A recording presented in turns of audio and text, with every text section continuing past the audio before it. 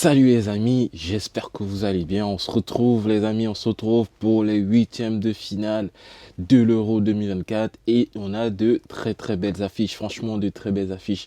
Sans plus tarder, on va aller très vite au vif du sujet.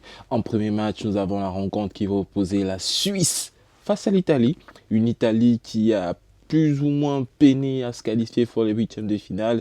Une Italie qui était un peu dans le trouble, qui va retrouver une Suisse qui, elle, a eu des facilités, un peu plus de facilité pour sa qualification pour les huitièmes de finale de l'Euro.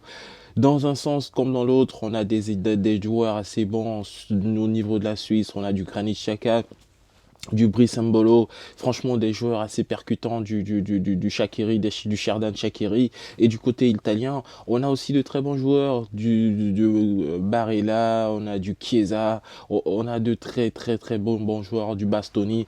Et je me dis une chose, franchement, si l'Italie veut remettre les points sur les i dans cet Euro, ils se doivent de taper très fort sur la table face à la Suisse. Et pour moi, dans cette rencontre-là, je vois très clairement une victoire de l'Italie avec autorité face à la Suisse sur un score de 3-1.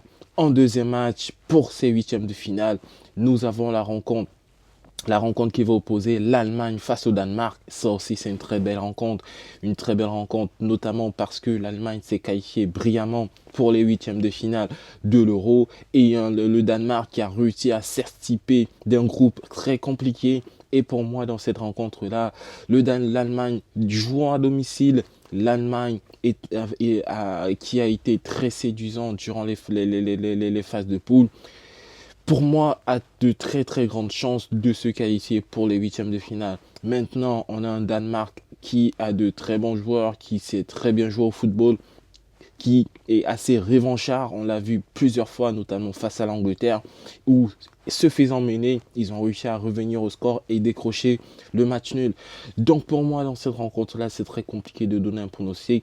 Mais pour moi, dans cette rencontre, victoire de l'Allemagne sur un score de 2-1. Ce sera un match très compliqué.